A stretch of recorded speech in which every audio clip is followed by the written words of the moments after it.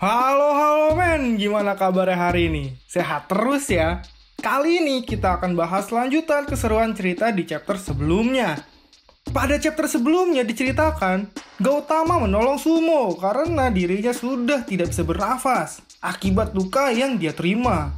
Sayangnya niat baik Gautama itu sia-sia, karena sekarang dia diserbu bangsa Asura. Bahkan sang raja pun turun tangan melawannya. Bagaimanakah kelanjutan ceritanya? Saksikan video ini sampai akhir ya. Oh iya, terima kasih untuk kalian sudah menonton video di channel ini. Untuk membuat channel ini berkembang, jangan lupa like dan subscribe-nya ya kawan.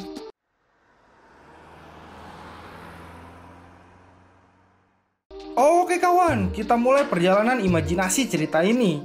Aktifkan imajinasi kalian ya. Pada chapter ini diperlihatkan Raja Rahu yang turun tangan mendekati Gautama membuat Gautama menurunkan Sumo. Itu menandakan sang raja adalah lawan yang sangat kuat buatnya. Gautama pun berkata kalau dewa dan asura memiliki asal yang sama. Tapi anehnya, sekarang mereka saling membenci. Dan dia percaya pasti ada solusinya.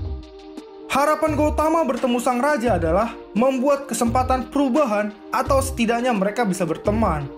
Gautama sengaja mendekati raja dengan harapan ingin mencari solusi dari kebencian bangsa Asura dan dewa. Akhirnya, dia pun menemukannya. Solusi itu adalah Sumo. Namun, saat ini dia terbunuh karena tradisi bangsa Asura. Raja Rahu pun berkata kalau semua yang dibicarakan Gautama itu adalah mustahil. Dirinya sudah melewati batas, maka dari itu dia pun harus membunuhnya. Ketua Asura dan semua kesatria Asura pun senang mendengar itu. Mereka pun memutuskan untuk mundur karena sudah tidak dibutuhkan lagi. Semua itu karena jiwa tempur sang raja sangatlah besar. Hari ini pun dia akan menghabisi Gautama dengan tangannya sendiri. Gautama pun berkata pada akhirnya mereka berakhir seperti dulu. Dia juga masih ingat kalau pertarungan mereka dulu belumlah terselesaikan. Raja pun mengatakan dia berharap kalau Gautama lebih kuat daripada sebelumnya. Karena kalau tidak, semua tidak akan ada artinya. Jika memang jalan pikiran Gautama benar, dia meminta untuk membuktikannya dalam pertempuran. Lalu dia pun langsung mengaktifkan jiwa tempurnya yang sangat amat dahsyat. Aura jiwa tempur itu pun mengakibatkan semua yang ada di sekitarnya terpotong. Bahkan bangunan tempatnya berpijak pun hancur dibuatnya. Gautama pun kaget karena ketajaman jiwa tempur Raja Asura semakin bertambah kuat. Bahkan auranya saja bisa membunuh tanpa dia harus bergerak. Gautama berkata pertempuran ini akan sangat sengit. Dia menduga pemenangnya hanya ditentukan dari satu serangan saja. Dan akhirnya, Raja Rahu pun langsung menyerang Gautama dengan kedahsyatan pedangnya. Dia juga berkata kalau sahabatnya Gautama adalah rivalnya. Maka dari itu, dia tidak akan menahan dirinya saat ini. Gautama yang melihat kedahsyatan niat membunuh sang raja pun berkata kalau dia seperti tsunami yang sangat besar. Namun, sebenarnya raja takut untuk membunuh sahabatnya itu. Lalu, Gautama mencoba untuk tenang dan menggunakan kekuatan meditasi tidurnya. Gautama pun dengan tenang dan cepat menyerang sang raja. Sang raja pun berkata kalau Gautama bisa membaca pergerakannya. Saat ini dia pun dibuat tidak bergerak. Gautama melakukan itu karena tebasan pedang sang raja itu sangatlah kuat. Dan jika dia terkena tebasan itu, maka semuanya akan berakhir. Raja Asura pun tidak tinggal diam. Dia pun melancarkan serangan pedangnya lagi. Namun, Gautama berhasil mematahkan serangannya itu dan menyerangnya lagi. Serangan Gautama itu berhasil merusak kuda-kuda dan melihat titik lemah sang raja. Gautama tidak menyia-nyiakan kesempatan itu. Dia langsung memukul jantungnya dengan kekuatan besarnya. Gautama pun memukulnya berkali-kali dengan tujuan bisa melumpuhkan sang raja. Sayangnya, ternyata serangan itu tidak ada artinya untuk sang raja. Raja pun berkata kalau mencoba mengalahkannya dengan pukulan yang biasa, itu adalah sebuah kemustahilan. Gautama pun sangat terkejut karena pukulan terpusatnya bisa dipatahkan begitu saja.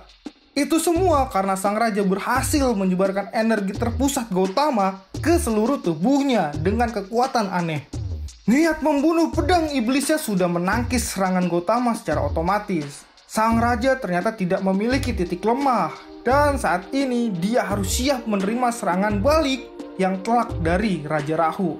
Raja menebas Gautama dengan kekuatan pedang iblis Asura miliknya, dan terlihat Gautama benar tertebas dengan pedangnya. Sayangnya, adegan pun berpindah dibawa ke tempat Tan Sanzang, dan murid-muridnya berada saat ini. Di sana, Tan Sanzang sedang menyambut kedatangan siluman kerbau dengan memberikannya secangkir air, karena dia pasti lelah dengan perjalanan jauhnya itu. Adik kerbau pun mengatakan, bagus jika Tan Sanzang tahu, dan dia langsung menanyakan di mana Sun Wukong. Tan Sanzang pun berkata kalau dia sudah menjelaskannya bahwa Wukong tidak mengikuti perjalanannya lagi, dan sebaiknya adik kerbau kembali ke padang rumput. Mereka semua benar-benar tidak menyangka kalau siluman kerbau itu mendatangi mereka sampai sejauh ini, dan dia sangat sulit dimengerti. Lalu, Tan Sanzang pun menjelaskan kalau dulu Wukong ikut perjalanan karena perintah dari langit. Namun saat ini, dia tidak tahu di mana Wukong. Adik kerbau pun bertanya bagaimana tentang kera kecil itu. Tan Sanzang pun memperkenalkannya dengan nama Goyun. Untung bukan Gopei. Dia adalah murid yang baru bergabung. Dia tidak mengenal Wukong, bahkan dia berasal dari gunung yang berbeda dengan Sun Wukong. Bailang pun berkata kalau gurunya sangat pandai beromong kosong ternyata. Sedangkan untuk adik kerbau, perkataan Tan Sanzang itu pun membuatnya kesal. Karena menurutnya, Tan Sanzang lah yang bertanggung jawab untuk membiarkannya bertemu Sun Wukong. Lalu dia pun malu sendiri karena tindakan yang tidak sopan. Dia langsung menanyakan ke kera kecil itu, apakah dia benar-benar tidak mengenal Sun Wukong. Karena selain penampilannya, auranya pun sangat mirip. Lalu kera kecil itu pun bersumpah kalau dia tidak mengenal Sun Wukong, dan dia tidak mengenali adik kerbau. Pengakuan kera itu pun membuat adik kerbau sangat marah, karena padahal sudah susah payah dia mencari mereka, tapi saat bertemu, mereka malah bilang tidak tahu. Untungnya, Tan Sanzang meredam emosinya dengan berteriak dia haruslah tenang. Dan dia pun akhirnya tenang dan memutuskan untuk melanjutkan perjalanannya sendiri untuk mencari Sun Wukong. Tan Sanzang pun menanyakan apakah adik kerbau tetap ingin mencari Wukong. Dia pun berkata kalau tentu saja dia akan mencarinya sampai ketemu. Kera kecil itu pun memanggilnya dan menanyakan apakah Wukong sangat penting untuknya. Namun adik kerbau pun tidak yakin juga sebenarnya seberapa pentingnya dia bagi Wukong. Karena dia hanya muncul sebentar saja di hidupnya. Namun Wukong memberikan kesan yang sangat berarti untuknya. Dia pun berkata kalau dirinya akan mencari kebahagiaannya sendiri, dan dia minta didoakan agar perjalanannya berhasil. Sialnya, Xiao Yu pun tidak tahan untuk tidak mengatakan kejujuran kalau kera kecil itu sebenarnya adalah Sun Wukong. Namun untungnya, Zubahji bisa menutup mulutnya sebelum dia berhasil mengatakan. Wukong pun menasihati adik kerbau kalau dia tidak sering berpetualang, jadi berhati-hatilah di jalur iblis ini. Namun adik kerbau malah meminta Wukong untuk menjaga dirinya saja sendiri. Tan Sanzang pun terlihat sedang menyesali perbuatannya karena berbohong sangat banyak ke adik kerbau. Wukong pun berkata, ini semua terpaksa karena karakter mengerikan adik kerbau. Kalau sampai mereka terikat, maka akan sangat sulit untuk terlepas. Tan Sanzang pun setuju dan mendoakan adik kerbau agar berhasil.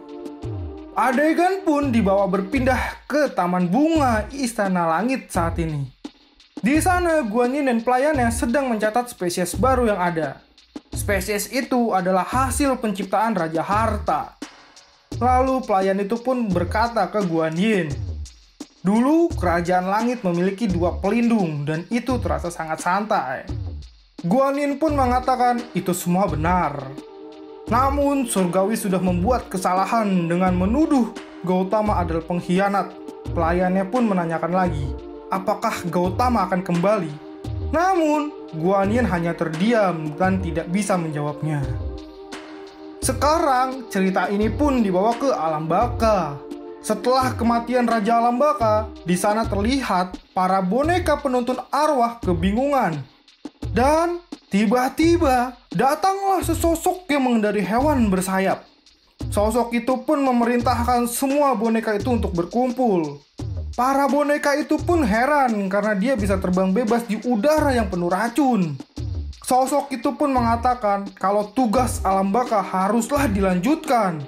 Dan dialah yang akan menggantikan posisi Raja Alam Baka. Lalu, chapter ini pun berakhir. Semakin menarik gak sih ceritanya menurut kalian? Komen di bawah ya kawan. Jangan lupa like dan subscribe-nya juga. Terima kasih sudah menonton sampai akhir dan sampai jumpa.